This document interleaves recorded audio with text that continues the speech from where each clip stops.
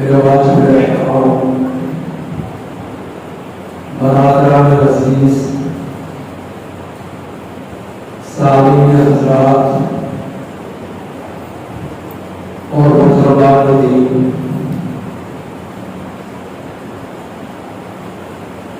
اللہ جل جلالہ کی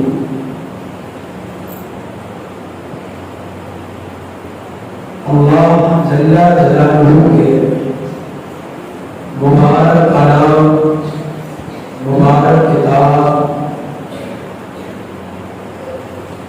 مبارک گفتگو کا قرآن کریم کی صورت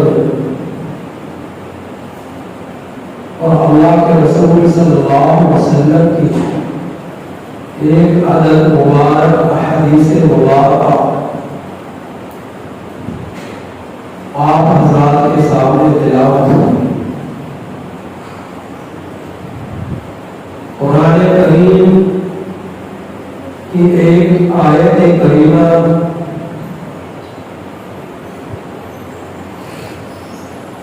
کہ جس کے مضمون اور تفسیر سے متعلق گزشتہ جمعۃ المبارک آپ حضرات کے سامنے کچھ گفتگو ہوئی تھی،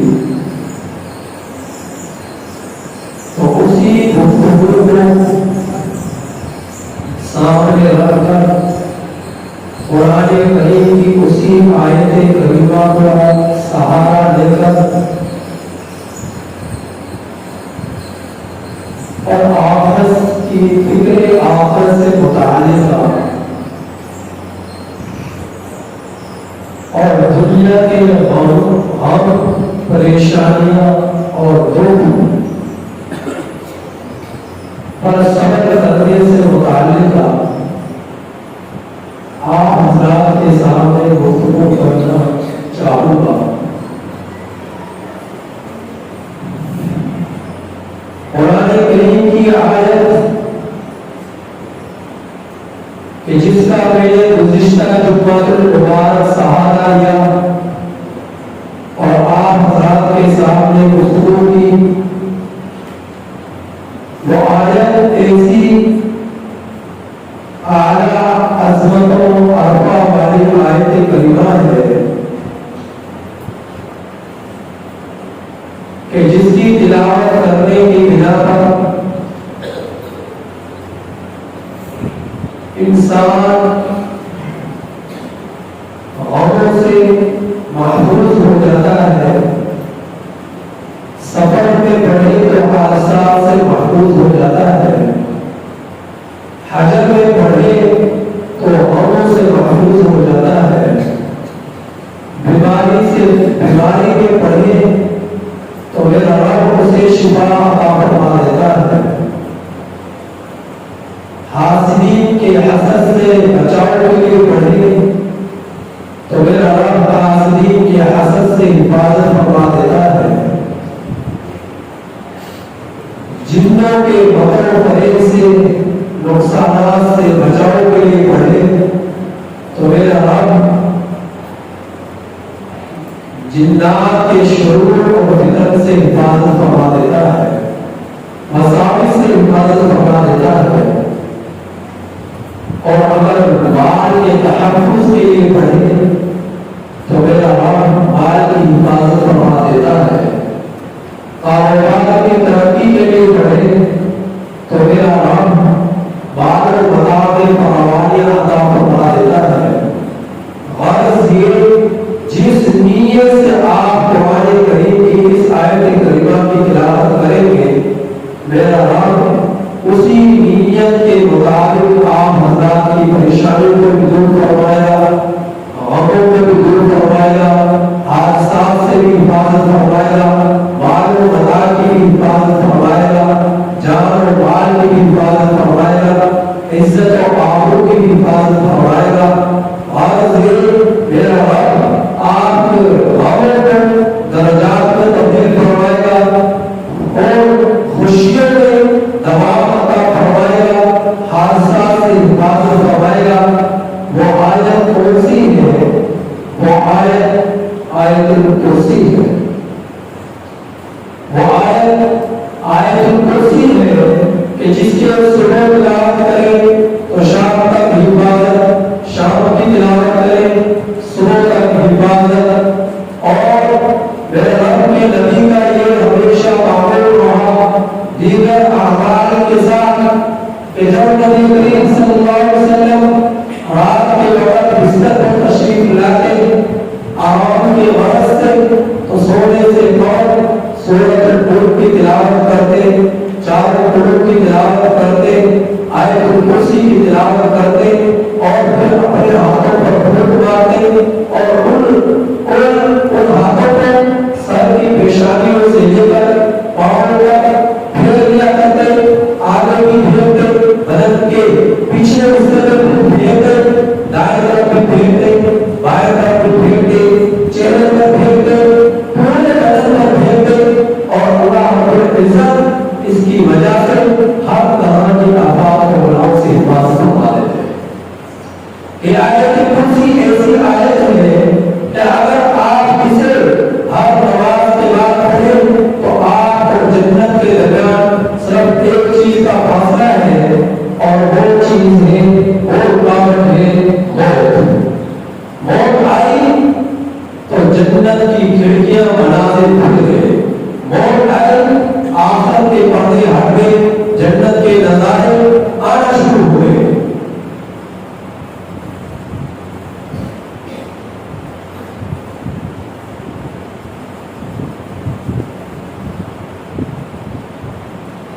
جنت کے نظارے نظر آنا شروع ہوئے. تو گویا کہ ہر فرض نماز کے بعد آیت الکرسی کی تلاوت کرنا جنت میں دخول کا ذریعہ، جنت میں دخول کا ذریعہ، جہنم سے نجات کا ذریعہ، بخشش کی بشارت، مغفرت کی بشارت. یہ آیت الکرسی ہے کہ جس وقت اللہ کے رسول صلی اللہ علیہ وسلم حضرات صحابہ کرام نے کی مجلس میں تشریف فرما ہے تو پوچھتے ہیں کہ قرآن کریم کی کون سی آیت ایسی ہے جس کی عظمت سب سے بڑھ کر ہے، جس کی فضیلت سب سے بڑھ کر ہے. تو تمام حضرات صحابہ کرام خاموش. ایک صحابی رسول کھڑے ہوئے جنہیں دنیا حضرت ابی ابن کعب رضی اللہ تعالی عنہ کے نام سے جانتی ہے. وہ کھڑے ہوئے اور کھڑے ہو کر فرمانے لگے کہ اے اللہ کے رسول صلی اللہ علیہ وسلم، قرآن کریم کی آیات میں سب سے عظمتوں والی آیت، سب سے فضیلت والی آیت، سب سے برتروں والی آیت، سب سے عظیم آیت آیت الکرسی ہے. تو میرے نبی نے فرمایا کہ اے ابی، تجھے تیرا علم مبارک ہو، تو نے سچ کہا. اے ابی ابن کعب، تجھے تیرا علم مبارک ہو، تو نے سچ کہا. یہ ابی کون تھے کہ جن کے متعلق میرے نبی نے فرمایا کہ اقرا ابن ابی کعب انصاری رضی اللہ تعالی عنہ، اقرا القرآن ابی ابن کعب انصاری رضی اللہ تعالی عنہ کہ یہ ابی کون ہے کہ جو قرآن کریم کو سب سے اچھا پڑھنے والے ہیں، قرآن کریم میں سب سے آگے بڑھنے والے ہیں. یہ ابی کون ہے کہ جب انہوں نے جواب دیا قرآن کریم کی اعلیٰ اربع عظمتوں والی آیت آیت الکرسی ہے، تو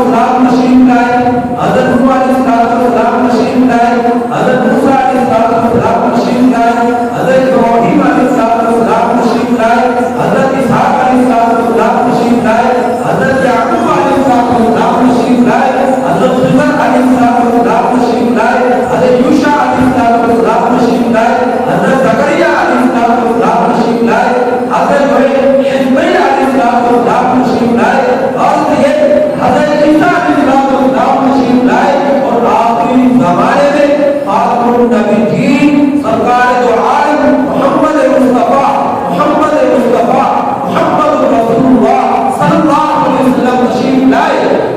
تو اس عقیدہ توحید کا بیان اس آیت الکرسی میں ہے، اس آیت الکرسی میں ہے۔ یہ آیت الکرسی جس کی ابتدا میرے رب نے اپنے نام سے کی، اور وہ نام کیا ہے؟ وہ نام ایسا ہے کہ جب آپ پوری دنیا کے لوگوں میں کسی بھی مذہب کے شخص سے آپ کسی سے بھی پوچھیں کہ بھئی یہ آسمان کس نے بنایا، تو ہر مذہب کا شخص یہی کہے گا کہ اللہ نے بنایا۔ آپ پوری دنیا کے مذاہب کے لوگوں سے پوچھیں بھئی یہ آسمان کس نے بنایا، یہ زمین کس نے بنائی، یہ سمندروں کا نظام کس نے چلایا، اس کے پیچھے کون سی ذات ہے کہ جس کے حکم سے یہ اپنے معبد پر سرگرداں ہے اور اپنے دائرے پر سرگرداں ہے، اور اللہ کے حکم سے اپنی جگہ پر رکے ہوئے اور کاموں کو کی تکمیل حکم کو کے سامنے اپنے آپ کو جھکائے ہوئے، اور اپنے اس خالق یا حقیقی کی ماتحتی میں آ کر اور اس کے حکم پر لبیک کہتے ہوئے اپنے محبت پر سرگرداں ہے، کون سی ذات ہے؟ تمام مذاہب کے لوگ کہیں گے کہ وہ اللہ ہے، وہ اللہ ہے۔ تو میرے رب نے آیت الکرسی کی ابتدا اپنے نام سے کی، اللہ لا الہ الا ہو، اللہ لا الہ الا ہو۔ اللہ وہ ہے کہ جس کے سوا کوئی معبود نہیں، اللہ وہ ہے جس کے سوا کوئی معبود نہیں۔ اللہ رب العزت کے ناموں میں سے لفظ اللہ یہ ذاتی نام ہے، یہ ذاتی نام ہے۔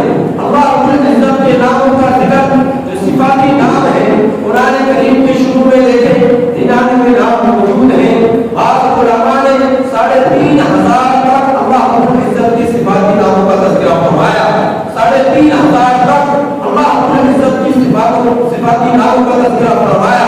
تو لفظ اللہ یا میرے رب کا، پوری کائنات کا رب کا ذاتی نام ہے۔ تو میں نے دیکھا کہ اللہ رب العزت کے نام کو، کہ اللہ کا نام جو ہے رحمان ہے، تو میرے معنی تلاش کیا۔ رحمان کا معنی یہ ہے جو بہت ہی زیادہ مہربان ہے۔ جب میں نے دیکھا اللہ کے ناموں میں سے صفاتی نام نہیں ہے، تو میں نے دیکھا اس کا نام کیا معنی کیا ہے، تو اس کا معنی ہے نہایت رحم فرمانے والا۔ میں نے اپنے رب کے صفاتی ناموں میں سے نام کو دیکھا کہ میرے رب کا نام کریم ہے، تو میں نے معنی تلاش کیا، تو معنی معلوم ہوا کہ اس کا معنی ہے بہت ہی زیادہ کرم فرمانے والا۔ میں نے اپنے رب کے ناموں میں سے صفاتی نام کو تلاش کیا، رب کے صفاتی ناموں میں سے نام ہے ستار العلوم، ایکوں کو چھپانے والا۔ تو میں نے دیکھا تو اس کا نام معنی معلوم ہوا۔ پھر میں نے دیکھا میرے رب کے صفاتی ناموں میں سے نام ہے غفار الذنوب، بے حد گناہوں کو بخشنے والا۔ تو صفاتی ناموں میں سے جس نام کو بھی میں نے اٹھایا اور اس کے معنی کو تلاش کیا، ہر صفاتی نام کا نام معنی مجھے معلوم ہوا۔ لیکن جب میں نے دیکھا کہ لفظ اللہ کا معنی کیا ہے، لفظ اللہ کا معنی کیا ہے، تو مجھے اس کا معنی معلوم نہیں ہوا۔ تو علماء اکرام میں سے بعض علماء نے لفظ اللہ کے 2 ناموں کا ذکر فرمایا کہ لفظ اللہ کا معنی ہے، لفظ اللہ کا معنی ہے اللہ اسے کہتے ہیں کہ جس کو سن کر پوری کائنات کے لوگ حیرت زدہ رہ جائے، حیرت میں ڈوب جائے، دل دہل جائے، کلیجے میں بھوک آ جائے، دل تڑپ اٹھے، تو اللہ کا نام لینے سے، اللہ کی صدا بلند کرنے سے، لفظ اللہ کا تصور آنے سے، تخیل آنے سے انسان حیرت زدہ رہ جائے، اس ذات کو کو اللہ کہتے ہیں، اس ذات کو اللہ کہتے ہیں۔ میں نے بہت فکر کیا آسمان کی بلندیوں میں، اتنا بڑا آسمان ہے کہ ہزاروں سال گزر گئے، لاکھوں سال گزر گئے، اور وہ آسمان اپنی جگہ پر بغیر ستونوں کے کھڑا ہے، بغیر سہارے کے کھڑا ہے، بغیر دیواروں کے کھڑا ہے۔ آخر یہ خطبہ خود کیسے کھڑا ہو گیا؟ میں نے جب بہت فکر کیا، اس کی گہرائی میں گیا، تو میرے دل نے یہ گواہی دی کہ اس کو یہ تھامنے والی ذات اگر کوئی ہے تو وہ اللہ کی ہے۔ تو انسان حیرت میں رہ گیا کہ ایک عمارت خطبہ خود ستونوں کے بغیر اپنی جگہ پر ٹھہر نہیں سکتی، دیواروں کے بغیر رک نہیں سکتی، ایک عمارت کی چھت، ایک برادری کی چھت، تو میرے رب کا یہ آسمان خطبہ خود بغیر دیواروں کے، بغیر ستونوں کے، بغیر سہارے کے، ہزاروں اربوں سالوں سے اپنی جگہ پر موجود ہے۔ نہ وہ پھٹا، نہ وہ بوسیدہ ہوا، نہ وہ پرانا ہوا، نہ وہ اپنی جگہ سے ہلا، نہ وہ اپنی جگہ سے گرا۔ آخر اس میں ایسی کس کی ذات چھپی ہوئی ہے، کس کی طاقت چھپی ہوئی ہے؟ تو میرے دل نے یہ گواہی دی وہ اللہ ہے، میرے دل نے یہ گواہی دی کہ وہ اللہ ہے۔ تو جس ذات کا تصور کرنے سے انسان حیرت زدہ رہ جائے اس ذات کو اللہ کہتے ہیں۔ جس ذات کا تصور کرنے سے انسان حیران رہ جائے، خوف و خلاف میں مبتلا ہو جائے، دل دہل جائے، اس ذات کو اللہ کہتے ہیں۔ میں نے زمین میں غور و فکر کیا کہ زمین اپنی جگہ پر موجود ہے، اس زمین کے نیچے سائنسدانوں نے ریسرچ کی کہ اس کے نیچے پانی ہے، پانی کے اوپر زمین ہے، اور زمین جس طرح آپ کا یہ سورج گردش کر رہا ہے، جس طرح یہ چاند گردش کر رہا ہے، جس طرح یہ ستارے سیارے گردش کر رہے ہیں، جس طرح آسمان کے بادل ایک جگہ سے دوسری جگہ کی طرف جو ہے چل رہے ہیں، رواں دوا ہے، اسی طرح یہ زمین گھوم رہی ہے، چکر لگا رہی ہے، کبھی سورج کے قریب آ گئی، کبھی سورج سے دور ہو گئی، کبھی چاند قریب آ گیا، چاند دور ہو گیا، کبھی آسمان کے قریب آ گئی، آسمان سے دور ہو گئی۔ تو یہ اپنی جگہ پر مسلسل حرکت میں ہے، لیکن اتنی بڑی ہے، اتنی بڑی ہے کہ ہمیں اس کی حرکت محسوس نہیں ہوتی، ہمیں اس کی حرکت محسوس نہیں ہوتی، اتنی بڑی ہے، گول ہے، انڈے کی مانند ہے، تو اتنی بڑی ہے، لیکن اپنی جگہ سے ڈاوا ڈول نہیں ہو رہی۔ میرے رب نے اس کی حرکت کہ میرے بندے جو ہے اس میں پریشان نہ ہو، اور جو ہے اس سے ڈر نہ جائے، میرے بندوں کی پریشانی لاحق نہ ہو، تو میرے رب نے پہاڑوں کو کاٹ دیا کہ زمین اپنی حرکت کو روک لے۔ حرکت رک گئی، لیکن اتنی رکی کہ جس سے ہماری مخلوق پریشان نہ ہو، اتنی رکی، لیکن مسلسل حرکت میں ہے، چکر لگا رہی ہے، گھوم رہی ہے، اور اپنی جگہ پر ہے۔ تو میں نے جب غور و فکر کیا اس زمین کے نظام کو چلانے والی ذات کون ہے، تو میرے دل نے گواہی دی کہ اللہ کی ذات ہے، میرے دل نے گواہی دی کہ اللہ کی ذات ہے۔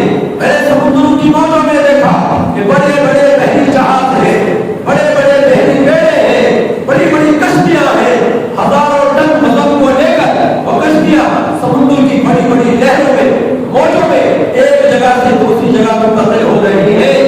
میں نے دیکھا آخر سمندر کی پہاڑوں جتنی موجیں ان کشتیوں کو ڈبو نہیں رہی، بحری بڑوں کو ڈبو نہیں رہی۔ اس سمندر کے اندر کبھی جس نے سفر کیا ہوگا جا کر دیکھے۔ میں نے دیکھا اپنے آنکھوں سے یہ منظر، تھوڑا سا سفر ہوا تو دیکھا جب انسان سمندر کے سطح پر سفر کرتا ہے تو مسلسل ہوائیں چلتی ہیں، مسلسل ہوائیں چلتی ہیں، اور خوف ہوتا ہے جب سمندر کے درمیان میں جاتا ہے کہ پانی ہی پانی ہے ہر وقت، اور پانی کے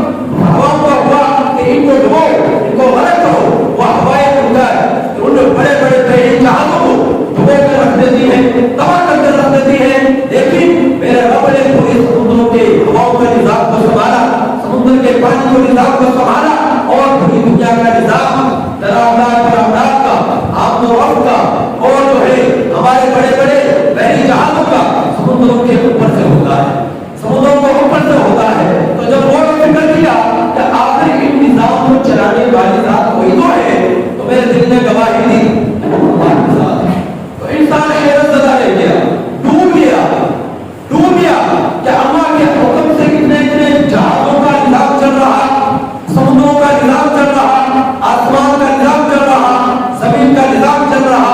तो इंसान जब पूरी कायनात के अंदर वो फिक्र करता है, तो इंसान का दिल अगर किसी तरफ जाता है तो अल्लाह की तरफ जाता है, जो अल्लाह का इनकार करने वाला है।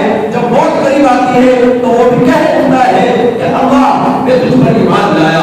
फिरौन ने कहा कि मैं मूसा के रब पर ईमान लाया, मैं हारून के रब पर ईमान लाया। जब समुद्र के अंदर वो गर्क होने लगा तो वो कहने लगा काफी मुश्किल हो, तो वो भी फौरन अपने रब की तरफ मुतवज्जह होता है।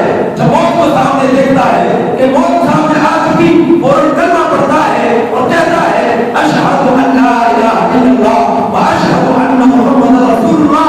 तो अल्लाह की तरफ इंसान का तसव्वुर और तखय्युल जाता है। तो इस तसव्वुर और तखय्युल का आयतुल कुर्सी में बयान है, अल्लाहु ला इलाहा इल्ला हू। तो वो अल्लाह है, जब पूरी निज़ाम कायनात को चलाने वाली जात अल्लाह की है, तो इबादत के लायक कौन है? वो अल्लाह है। ला इलाहा इल्ला, ला इलाहा इल्ला। इलाह किसे कहते हैं? माबूद को। माबूद का माना किया तो माबूद अवध से निकला। अवध किसे कहते हैं? गुलाम को, नौकर को, चाकर को। ये क्या है? किसको कहते हैं? अवध को। तो माबूद का लफ्ज़ अवध से आया। अवध कहते हैं बंदा, गुलाम यानी मोहताज। अवध से माबूद कहते हैं। माबूद का माना है कि ऐसी जात के जिसके सामने झुका जाए, ऐसी जात की जो लायक है इसलिए कि उसके सामने झुका जाए, उसके सामने झुका जाए। मैंने अपने नाम का जिक्र किया मेरे रब ने, और नाम की वजह से तफसीर आप हजरात के सामने आई।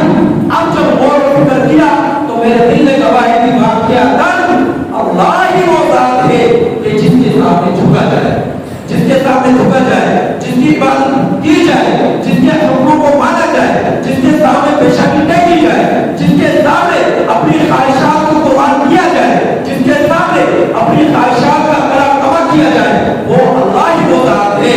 तो फिर अल्लाह ला इलाहा इल्ला हू।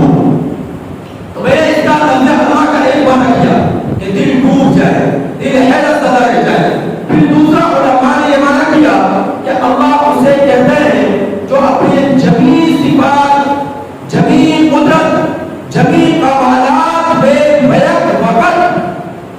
बैक वक़्त जिस जात में जमी सिफात, जमी कमालात, जमी औसाफ, जमी कुदरत बैक वक़्त जिसमें मौजूद हो, उस जात को अल्लाह कहते हैं, उस जात को अल्लाह कहते हैं।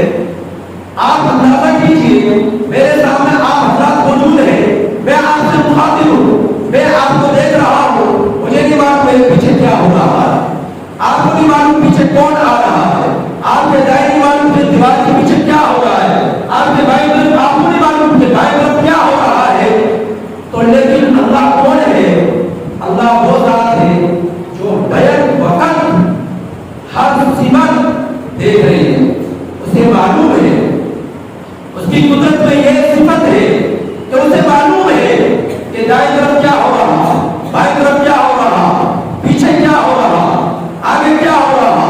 अल्लाह रब्बुल इज्जत हर की, अल्लाह का नूर, अल्लाह की खुदाई, मेरे रब की खुदाई हर सिमत पूरी कायनात में बैक वक़्त मौजूद है। फिर अल्लाह की सिफत है कि अल्लाह वो है जो खाने का मुख्तार है।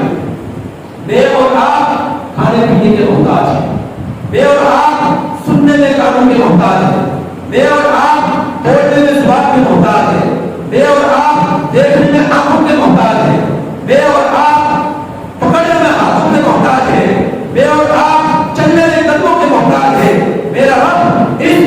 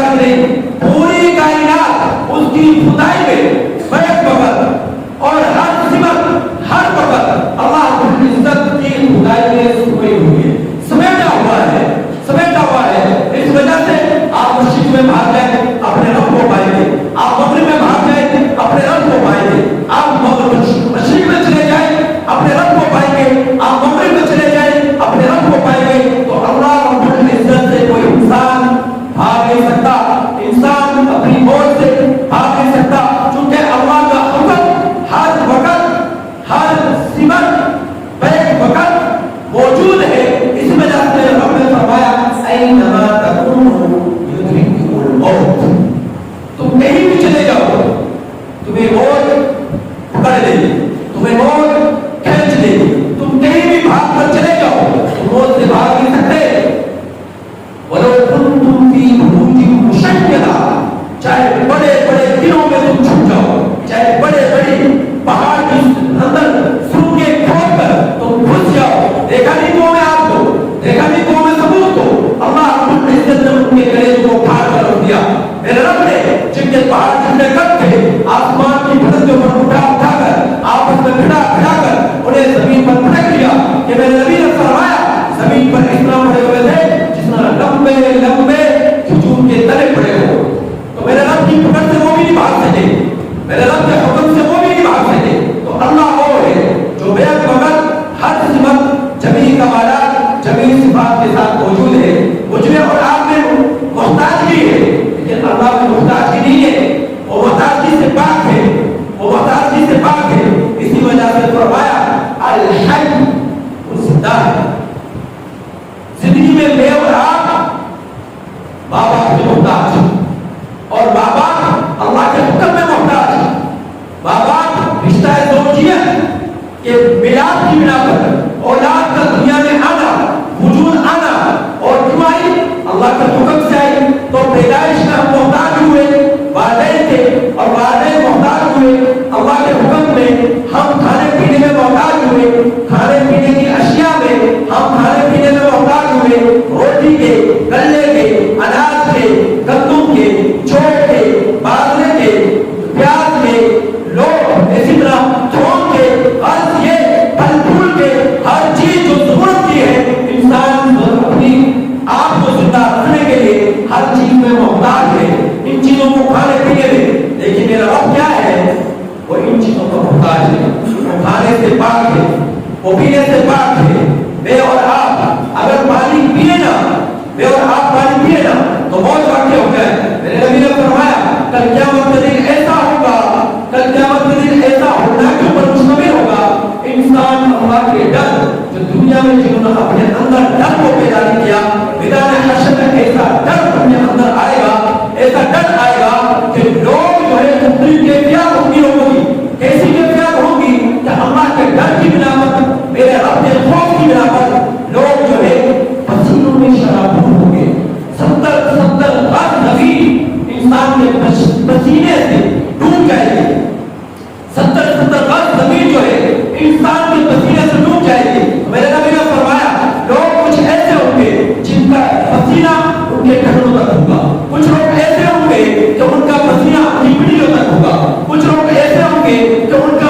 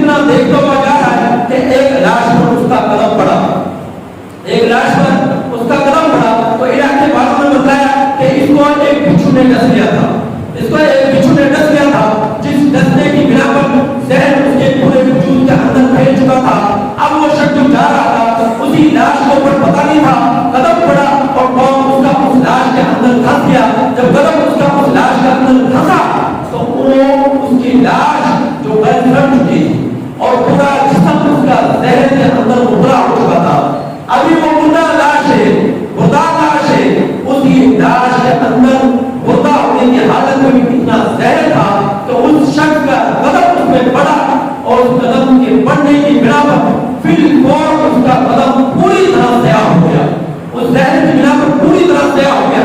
یہ دنیا کے بچھو کی ایک کیفیت ہے. آخرت کے بچھو کیسے ہوں گے؟ آخرت کے سانپ اور زہر کیسے ہوں گے؟ تو میرا رب کا خوف رکھنے والے جو دنیا میں نہ ہوئے تو کل قیامت کے دن ایسے لوگوں پر خوف ہوگا جو دنیا کے اندر خوف رکھ کر اللہ کے حکموں کی، اللہ کے حکموں کی رعایت نہ کرتے تھے، اللہ کے حکموں کی تکمیل نہ کرتے تھے، تو کل قیامت کے دن ان پر وہ خوف اللہ کا آئے گا اور اس خوف کی بنا پر وہ اپنے پسینوں میں شرابور ہوں گے، اپنے گناہوں کی بدولت اور اپنے پسینوں میں شرابور ہوں گے. تو اللہ وہ ہے کہ میں اور آپ زندگی میں اللہ کے محتاج اور میں اللہ کے محتاج، زندگی گزارنے میں اللہ کے محتاج، لیکن اللہ کون ہے؟ زندگی میں الحی، وہ کسی کا محتاج ہے. حی ایسی ذات کو کہتے ہیں جس کی نہ ابتدا ہو، جس کی نہ انتہا ہو، جس کی نہ ابتدا ہو، جس کی نہ انتہا ہو، جو زندگی لینے میں کسی ذات کا محتاج نہ ہو، ایسی زندگی کو الحی کہتے ہیں. اللہ وہ ذات ہے القیوم جو واجب الوجود ہے، تمام کائنات کو وجود دینے والا، آسمان کو وجود دینے والا، زمین کو وجود دینے والا، مجھ میں آپ میں دھڑکنیں پیدا کرنے والا، سانسیں دینے والا، خوشی دینے والا، غم دینے والا، تکلیف دینے والا، راحت دینے والا، اور جو ہے پوری کائنات کے نظام کو چلانے والی ذات الحی ہے. وہ الاول والآخر، وہ اول بھی ہے، وہ آخر بھی ہے، وہ ظاہر بھی ہے، وہ الباطن، وہ باطن بھی ہے. ظاہر اتنا کہ کسی کو نظر نہیں آتا ہے، ظاہر اتنا کہ کسی کو نظر آئے، باطن اتنا کہ اتنا چھپا ہوا کہ اللہ رب العزت کسی کو نظر نہیں آئے، ظاہر اتنا کہ کل قیامت کے دن سب کو نظر آئے گا. اللہ کی قدرت کے مناظر موت کے وقت بھی نظر آئیں گے، موت کے بعد بھی نظر آئیں گے.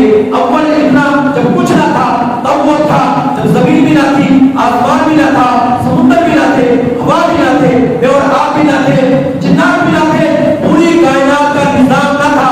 وہ الاول وہ تھا، وہ الآخر بے اور آپ بھی چلے جائیں گے، آسمان بھی پھٹ جائے گا، زمین بھی پھٹ جائے گی، پوری کائنات کا نظام بھرم ہو جائے گا. جس کے بارے میں میرا اللہ نے فرمایا اذا السماء انفطرت واذا الكواكب انتثرت، آسمان بھی پھٹ گیا، ستارے بھی ٹوٹ پھوٹ کا شکار ہو گئے. واذا القبور بعثرت، واذا القبور بعثرت، قبروں سے مردے نکل کھڑے ہوئے. واذا البحار سجرت، آسمان کے نظام کو چلانے والا. تو اللہ وہ ذات جب کچھ نہ ہوگا تب بھی وہ ہوگا. اس اعتبار سے وہ آخر، وہ آخر بھی ہے، پھر فرمایا وہ ظاہر بھی ہے، وہ باطن بھی ہے. اب اگر کسی نے دیکھنا ہے کہ اللہ کہاں ہے تو علماء نے فرمایا، میرے نبی نے فرمایا کہ اللہ کو اپنے دل میں تلاش کرو. پوری کائنات میں اللہ کے نہیں سما سکتا.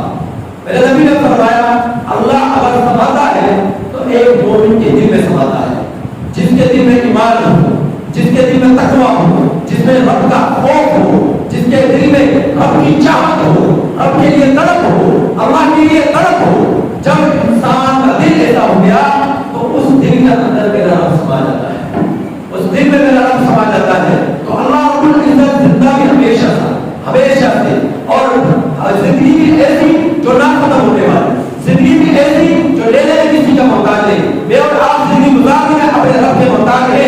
تو اللہ رب العزت الحی ہے، القیوم، پوری نظام کائنات کو چلانے والے ہیں.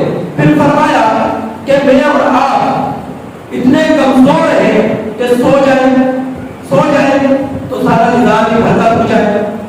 میں اور آپ اتنے کمزور ہیں.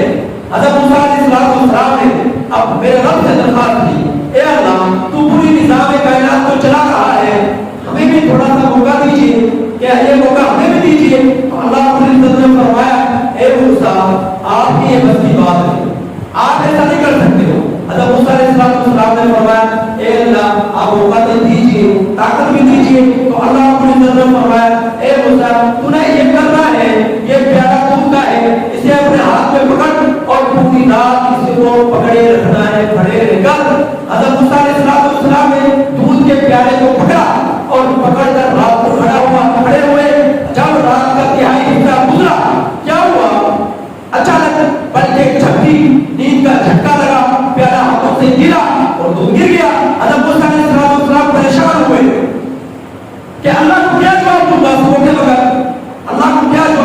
صبح کا وقت تو اللہ رب العزت نے پھر فرمایا کہ موسیٰ تو نے ایک دودھ کے پیالے کو نہ سنبھال سکا، پوری کائنات کے نظام کو کس طرح سنبھال سکتا تھا؟ تو اللہ اور ہے لا تأخذه سنة ولا نوم. اللہ رب العزت نے فرمایا کہ تو نیند آتی ہے نا نیند، اور نیند کے ساتھ ذرا سا جھٹکا بھی لگ جاتا ہے. ایک نیند ہوتی ہے، ایک اونگ ہوتی ہے. نیند اور اونگ میں فرق ہے. اونگ اسے کہتے ہیں کہ جو ذرا سی پل جھپکی اور فوراً کھل گئی، اسے کہتے ہیں اونگ. نیند اسے کہتے ہیں کہ آپ کے آزار ڈھیلے پڑتے ہیں، آپ کو پتہ ہی نہ چلے ہو کیا ہے، ارد گرد کیا ہوتا ہے، آپ کو پتہ ہی نہ چلے. تو اللہ رب العزت نے فرمایا کہ نیند کو دور کی بات میں اونگ سے بھی پاک ہوں. لا تأخذه سنة ولا نوم. میں اونگ سے بھی پاک ہوں، میں نیند سے بھی پاک ہوں. جو ذات اونگ اور نیند سے پاک ہو تو وہ ذات اس لائق ہے کہ اس کی عبادت کی جائے. آیت الکرسی کے اندر لفظ اللہ کے علاوہ 10 صفات کا تذکرہ ہوا. آگے سنیے میرا رب کیا فرما رہا ہے. لَهُ مَا فِي السَّمَاوَاتِ وَمَا فِي الْأَرْضِ. اللہ وہ ہے جس کے لیے بادشاہت ہے آسمانوں اور زمین کی. آج مجھے اقتدار مل جائے ایک علاقے کا، میں خوشی سے کھڑا نہ سماتا. مجھے آج اقتدار مل جائے ایک شہر کا، میں خوشی سے کھڑا نہیں سماتا. مجھے اقتدار مل جائے ایک زمین کے ٹکڑے کا، میں خوشی سے کھڑا نہیں سماتا. غرور میں آ جاتا ہوں، تکبر میں آ جاتا ہوں. میرا رب وہ ہے جس کا اقتدار ایک بستی پر نہیں، ایک محلے پر نہیں، ایک گھر پر نہیں، ایک شہر پر نہیں، ایک ملک پر نہیں، ایک زمین کے ٹکڑے پر نہیں. میرا رب وہ ہے کہ فرمایا لَهُ مَا فِي السَّمَاوَاتِ وَمَا فِي الْأَرْضِ. اس کا اقتدار ساتوں زمینوں پر بھی ہے، ساتوں آسمانوں پر بھی ہے. اقتدار لینے آج دنیا کے حکمران عوام کے محتاج، میرا رب مخلوق کا محتاج ہے. اقتدار لینے میں آج کل شخص جو ہے وزارت لینے میں اور مشیر بننے میں، عہدہ لینے میں اور ملک کا صدر بننے میں عوام کا محتاج. عوام نہیں، صدارت نہیں، عوام نہیں، وزارت نہیں، عوام نہیں اور مشیر بنا نہیں، عوام نہیں تو منشی نہیں، عوام نہیں تو کونسلر نہیں، عوام نہیں تو جنرل نہیں، کچھ نہیں. عوام کے بلبوتے پر ہی ایک انسان کو وزارت ملتی ہے اور ایک انسان کو صدارت ملتی ہے، ایک انسان کو اقتدار ملتا ہے. میرا وہ ہے جو اقتدار لینے میں پوری کائنات میں کسی کا بھی محتاج نہیں. تو عبادت کے لائق کون ہوا؟ اللہ کے ساتھ. عبادت کے لائق کون ہوا؟ اللہ کے ساتھ. اے بندہ خدا ذرا غور و فکر تو کر اپنے رب کے آسمان پر، اپنے رب کی زمین پر، اپنے رب کی ہواؤں پر، اپنے رب کے پرندوں پر، اپنے رب کی مخلوق پر، چرند پرند پر، کیڑے مکوڑوں پر، ہوائی جہازوں پر، بحری جہازوں پر. ہر چیز کو جب دیکھے گا ہر چیز کے پیچھے پیچھے اپنے رب کی کبریائی، اپنے رب کی خدائی، اپنے رب کی حکمرانی جو حقیقی حکمرانی ہے وہ تجھے نظر آئے گی. لہذا تو کیوں نہ اپنے نفس کو، اپنے نفس کی خواہشات کا تراکمہ کرتا ہے، تو کیوں نہ گناہوں کو چھوڑتا ہے، کیوں نہ اپنے رب کی عبادت کرتا ہے. تیرا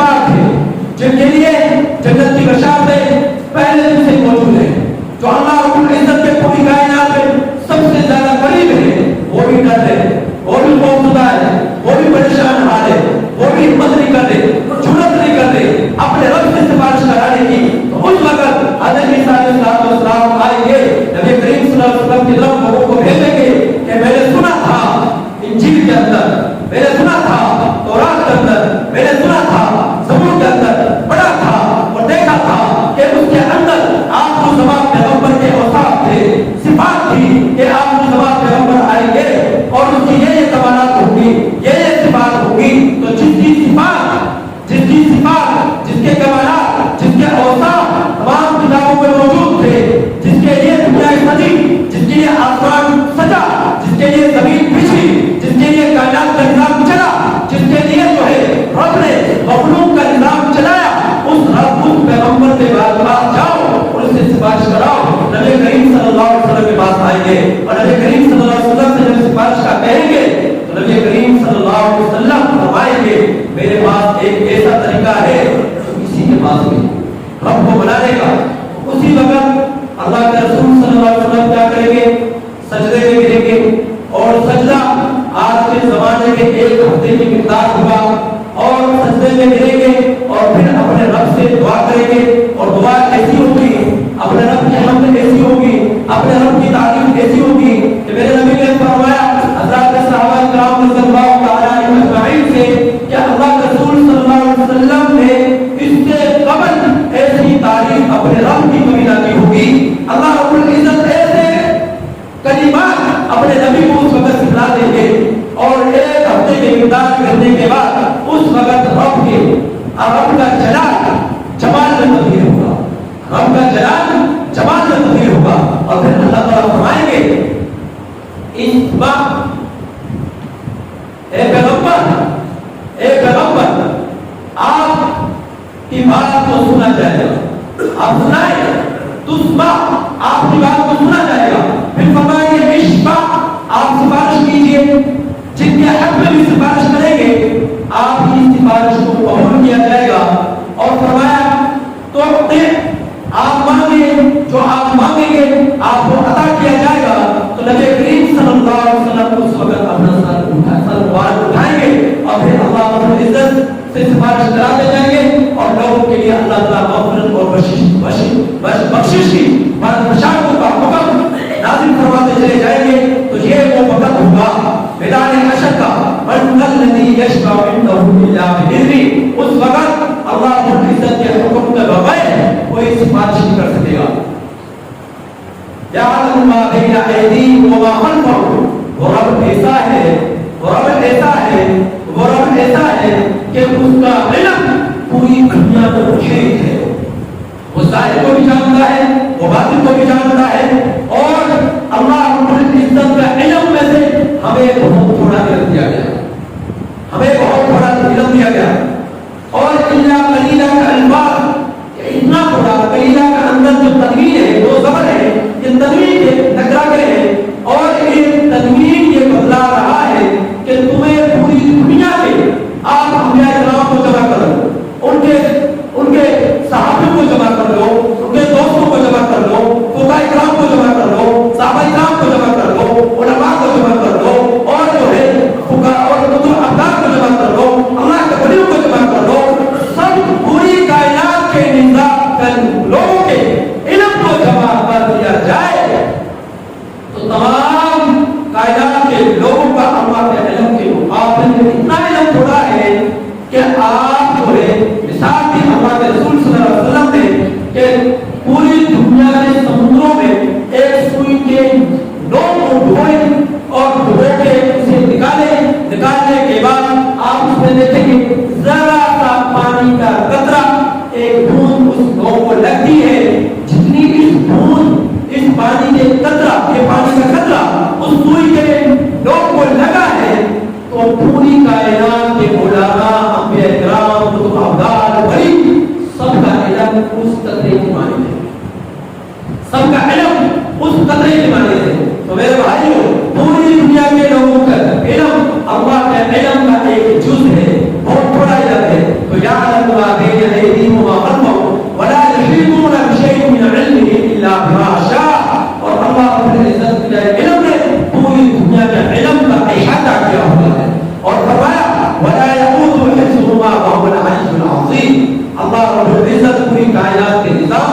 حفاظت کرنے والے, سنبھالنے والے ہیں. وہی اس کا لائی ہے کہ وہ علی ہے, وہ عظیم ہے, عظمت و بالا ہے. تو اللہ رب العزت کی 10 صفات کا ذکر ہوا. ایک ذاتی صفات, ذاتی نام کے علاوہ تو میرے بھائیوں یہ اتنے کمالات, اتنے اوصاف, اتنی صفات کے وجہ سے اس آیت کرسی میں اتنا وزن ہے, اس آیت کرسی میں اتنا وزن ہے. اسی وجہ سے اس کے پڑھنے والے کے لیے جنت کی بشارت ہے. اسی وجہ سے اس کے پڑھنے والے کے لیے جنات اور شیاطین کے شرور فتن سے حفاظت ہے, مال و خدا سے حفاظت کا ایک ذریعہ ہے. تو میرے بھائیوں ایک تو اسے اپنی زندگی میں اپنے آواز میں لازمی جز بنا دو, لازمی جز بنا دو. اور دوسرا یہ آخرت کی تیاری کرو. آخرت کی تیاری ایسی, آخرت کی تیاری ایسی کہ حضرت رباط نقشبندی دعوت برکات عالیہ نے اپنے کتاب اہل دل کے طرف تڑپا دینے والے واقعات کے اندر واقعہ لکھا کہ ایک مجلس ایسی تھی کہ جس کے اندر جو ہے بڑے بڑے ڈاکٹر یورپ کے اندر موجود تھے, بڑے بڑے سائنسدان اس مجلس میں موجود تھے, بڑے بڑے اہل علم دنیا کے اس مجلس میں موجود تھے, اس مجلس میں موجود تھے. آخرت کا تذکرہ ہوا, مجلس کی تکمیل ہوئی. تکمیل کے بعد ایک ڈاکٹر آیا اور آ کر حضرت جی سے کہنے لگا کہ حضرت جی اگر آپ مجھے تھوڑا سا وقت دیں تو آپ مجھے 3 گھنٹے مجھے چاہیے تو میں آپ کو ایک عجیب و غریب چیز دکھاتا ہوں, آپ کو ایک عجیب و غریب چیز دکھاتا ہوں. حضرت رباط نقشبندی دعوت برکات عالیہ کہنے سوال لگے کہ ٹھیک ہے. تو اس کے ساتھ چلے گئے, جا کر کے ایک ایسی جگہ تھی جس کے اندر جو ہے یہ مردہ لاشیں ڈالی جاتی تھی, جن کو آپ جو ہے جن کو حنوط یہ مسالہ جات لگا کر جن بوڈیوں کی حفاظت کی جاتی ہے. تو اس طرح کی بہت ساری ممبریاں انگلش میں ممبری کہتے ہیں, اور بوڈیاں اس جو ہے عمارت خانے کے اندر رکھی ہوئی تھی. شیشے کے کمرے بھی بنے ہوئے تھے. تو حضرت کو وہاں پر لے جایا گیا اور وہاں پر جا کر دیکھا کہ کمروں کے اندر مختلف بوڈیاں موجود ہیں. تو ایک لاش کے پاس لے جایا گیا کہ دیکھا کہ اس لاش کے اوپر نمک مسالہ جات لگایا ہوا ہے. تو حضرت جی نے دیکھا کہ عجیب و غریب منظر تھا. تو فرمایا کہ ہم نے ایک قبر کے اندر سے, کیونکہ وہ کافرون تھا, کافرون کی عبادت خانہ تھا, اور کافرون اپنی لاشوں کو قبروں سے نکال کر رکھا ہوا تھا. تو ہم دیکھیں کہ ریسرچ کرے تو انہوں نے دیکھا کہ اس کے اندر جو ہے مسالہ جات لگا کر اس لاش کو رکھا ہوا ہے. کب سے رکھی ہوئی کچھ نہیں پتا. تو فرمایا اس کے بعد ایک اور لاش کے پاس گئے, اس لاش کو دیکھا کہ اس لاش کے اندر اس لاش کے جو چہرہ تھا اس کی جو آنکھیں تھی, آنکھیں نکل کر گالوں پر رخسار پڑا چکی تھی, اور کیڑے ان آنکھوں کو کھا رہے تھے, کیڑے ان آنکھوں کو کھا رہے تھے. تو وہ کہنے لگے اس شخص کی تدفین کے چند روز بعد قبر سے اس کو نکالا گیا, اور نکالنے کے بعد اس کو یہاں پر لایا گیا. تو قبر کے چند دن بعد سب سے پہلا جو معاملہ اس مردے کے ساتھ قبر میں ہوتا ہے وہ یہ ہوتا ہے کہ اس مردے کی آنکھیں نکل آتی ہیں, آنکھیں نکل آتی ہیں اور وہ سب سے پہلے ختم ہوتی ہے. تو یہ وہ کہہ رہے تھے کہ اسے معلوم ہوا کہ یہ آنکھیں جو دنیا کے اندر دنیا کی لذات کو حاصل کرنے کے لیے بے حیائی کو دیکھا کرتی تھی, فلمیں موسیقی سنا کرتی تھی, اور آنکھوں سے گانے ناچ گانوں کو دیکھا جایا کرتا تھا, بے حیائی کو پڑھنے کیا جایا کرتی تھی. تو اللہ رب العزت سب سے پہلے آنکھوں پر اس سے چھین دے, اس کے بدن سے سب سے پہلے آنکھیں نکل آئی. اب آنکھیں نکلی تو پھر ایک اور لاش کے پاس گئے, وہاں جا کر دیکھا کہ اس کے اندر اس چہرے سے کیڑے اس آنکھ کو بھی کھا چکے تھے, اور آنکھوں کو وہ کیڑے کھا چکے تھے. کھا چکنے کے بعد وہ کہنے لگے یہ اس سے اگلا مرحلہ مردے کے ساتھ پیش آتا ہے. پھر اس سے آگے گئے تو انہوں نے دیکھا کہ ایک مردہ لاش ہے اور اس کا پیٹ ہے, اور پیٹ کے اندر ایک کھائی بنی ہوئی ہے, اور اس کھائی کے اندر کیڑے موجود ہیں, کیڑے موجود ہیں. تو کیڑے اتنے موجود تھے کہ اندر جو وہ سارا کھا چکے, اندر ایک گڑھا بن گیا, اور کہنے لگے اگلا مرحلہ مردے کے ساتھ یہ پیش آتا ہے کہ اس سے چند دن بعد اگلے دن ہم نے لاش کو نکالا اور نکال کر دیکھا اس کی یہ کیفیات ہے. تو اس کو اسی طرح محفوظ کیا گیا. پھر اس سے آگے گئے کہ اس سے اگلا مرحلہ مردے کے ساتھ یہ ہوا, پھر گوشت نے ساتھ چھوڑ دیا. پھر اگلا مرحلہ یہ ہوا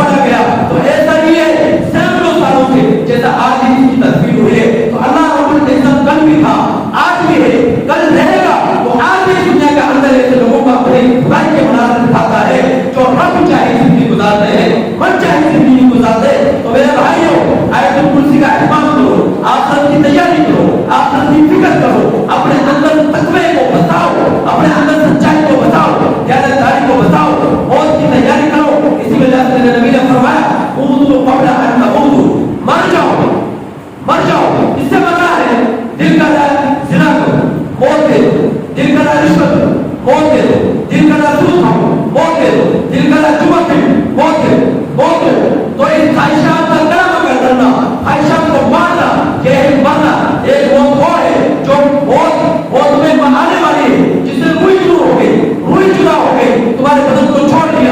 ایک موت اور ہے، ایک موت یہ ہے جو تم اپنی ناجائز خواہشات کو بدن کے اندر پالتے ہیں۔ ہم لوگ اور کائنات کے لوگ اور ان کی خواہشات کے غلام بن جاتے ہیں اور غلام بن کے زندگی گزارتے ہیں۔ میرے نبی نے فرمایا غلام نہ بنو، اس کو موت دو، اور فرمایا تحاسبوا ولا تحاسبوا، اور اپنے اعمال کا محاسبہ کرو، ایسا محاسبہ کرو، روزانہ دیکھو رات کو سوتے وقت میرے زبان سے، میرے کردار سے، میرے ہاتھ سے، میرے پاؤں سے کسی کو تکلیف تو نہیں پہنچی، کسی کو تکلیف نہیں پہنچی۔ روزانہ اس چیز کا مراقبہ کرنا، یہ تحاسبوا ولا تحاسبوا، جب ان دو چیزوں کو لازم کر لیا اللہ کے فضل سے گناہوں سے انسان بچ جاتا ہے، گناہوں سے اللہ اپنی حفاظت فرما دیتے ہیں۔ اللہ تعالیٰ سے دعا ہے کہ اللہ تعالیٰ ہمیں جو بھی کہا سنا